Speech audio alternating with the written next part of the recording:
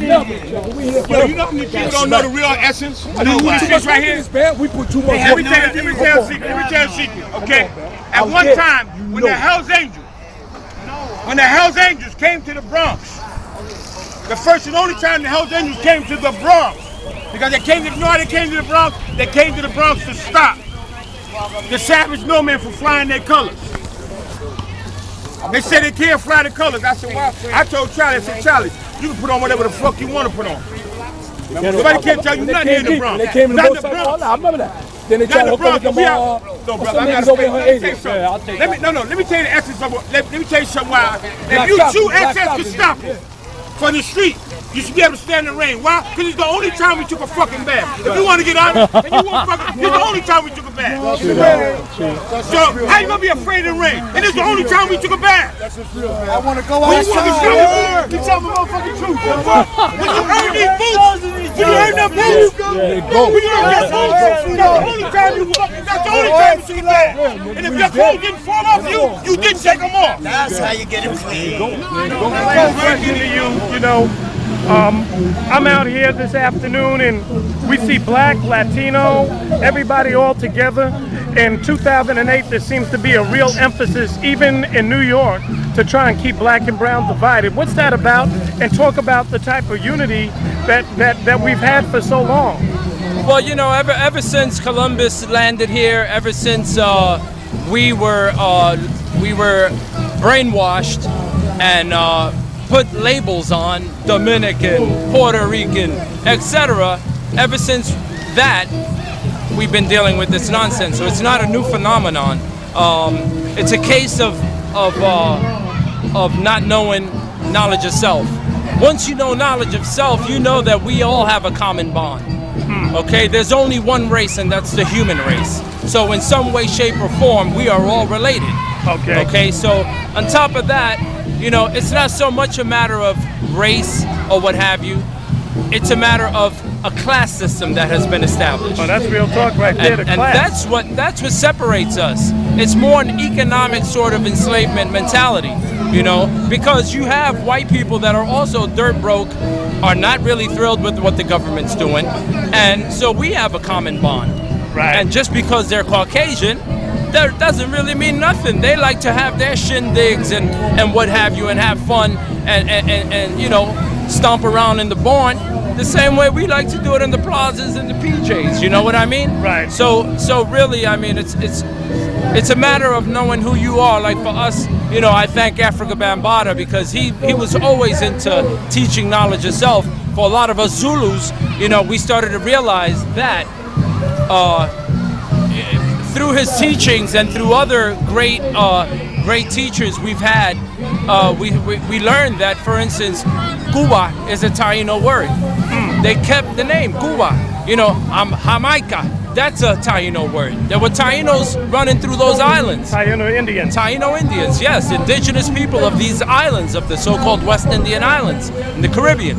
So, you know, once you start breaking down these barriers and you start finding out that we are the same mixture, you know, even with our Arab brothers, you know, you see some cats in these grocery stores from Yemen, and you feel like speaking Spanish to them because you think they're Puerto Rican or like Dominican. Right. And meanwhile, they look exactly like we do. Why? Because the Moors were in Spain for 800 years. That's real. You heard? Right? So, I mean, you could get deeper and deeper into the roots of history, and you'll find that there is very little difference between us or among us, you know, and the dots could get connected until the beginning of time, you know. Right. So that's what's up for me, you know. I encourage people to learn about yourself, learn about your culture, learn true history, not only what you learn in school, but challenge what you learn in school. Now, you know, if people want to find out how to get a hold of you and your documentary that you've been working on, how can they do that? Okay, well, the best way to reach me is MySpace /Popmaster Fabel. on the MySpace jump off. Until I do have popmasterfabel.com, and if you go there, there's a link to my it takes you right to my MySpace. Okay. And Fabel is spelled F-A-B-E-L, not L-E. I'm not a fairy tale or a myth. I'm very now before real. we go, Fabel, before we go, you know, some of the people that you got in your documentary, can you introduce us to one of your folks here and maybe get a question from them? Okay, all right. Well, it's my honor and my pleasure to introduce Karate Charlie, the president of the Ghetto Brothers. This is one of my mentors, one of the brothers I looked up to. Karate Charlie, you know, with hip-hop and you all being with the Ghetto Brothers, you know, first of all, are you surprised to see how far it's come? Yes, I am. Well, not really, because when I left, I went AWOL from the Marine Corps. As soon as I saw the drugs and the violence, I said to myself, I got no business going back to fight in Vietnam when I have a war here in my own backyard. Right. So I took off the uniform of the government and put on the uniform of the people. I became a Ghetto Brother. You know, one of the things I read when we read Jeff Chang's book about the Ghetto Brothers was that you all stood up to the police. Y'all didn't really run away from them. What has happened that we run from the police in New York City, whereas the Ghetto Brothers and the Spades never did? Y'all protected the community from police brutality. What do you think has happened? The youth needed a leader, someone that would say, I will be your father. We were raised without fathers.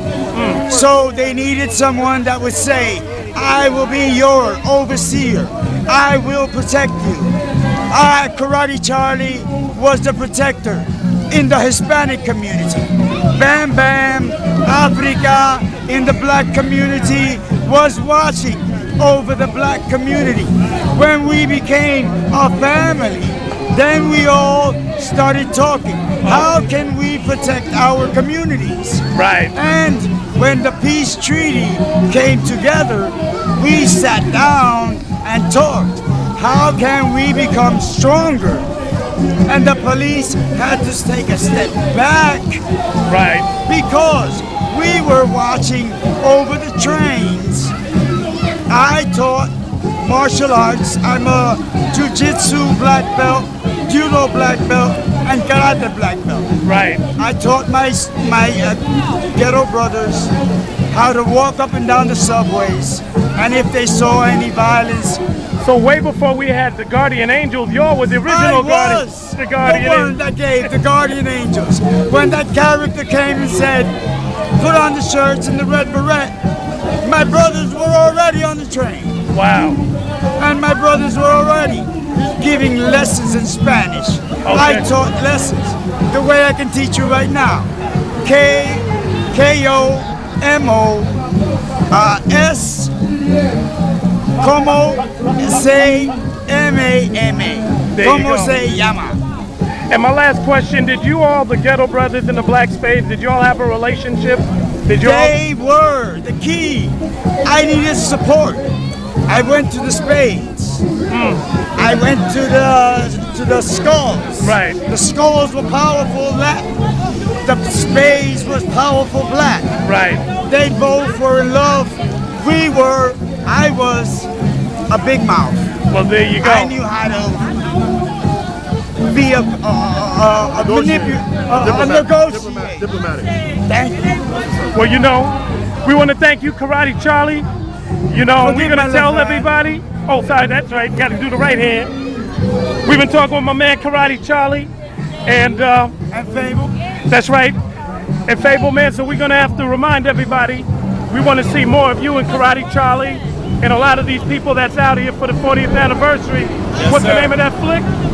Apache Line, from gangs to hip hop. And I just he's finished coming out with writing a book. Yes, You just finished I writing? smiled to keep from crying Yes. because the anger was so great, but I held the tears. And so, you know, it's also good that you guys are actually telling your own story. It's not PBS, it's not ABC, It's not. it's you guys yourself. So this is the source. Yes, sir. And I don't want anybody to come and say, I want an actor. I don't want an actor. I want my brother to stand and say, hey, this is where it hurts. These are my scars. There you go. We're out for now, folks. We'll be back. Peace, David D. Rock on.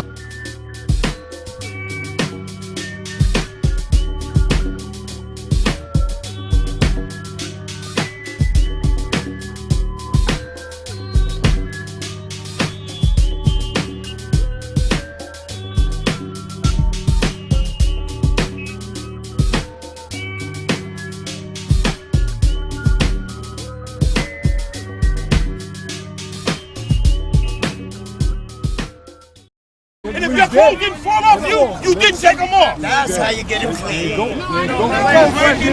You know, I'm out here this afternoon and we see Black, Latino, everybody all together. In 2008, there seems to be a real emphasis, even Not though the Bronx. I remember that. Then they try to hook up with them all. No, brother, I gotta over in her let me tell you age. something. Yeah, I'll take that. Let me tell you the essence of what. Let me tell you something. Why? Black If you Stop, two Black access Stop to is- stop it from the street, you should be able to stand in the rain. Why? Because it's the only time we took a fucking bath. If you want to get honest, and you want fucking, it's the only time we took a bath. So how you gonna be afraid of the rain? And it's the only time we took a bath. I want to go When you want to outside. you tell me motherfucking truth.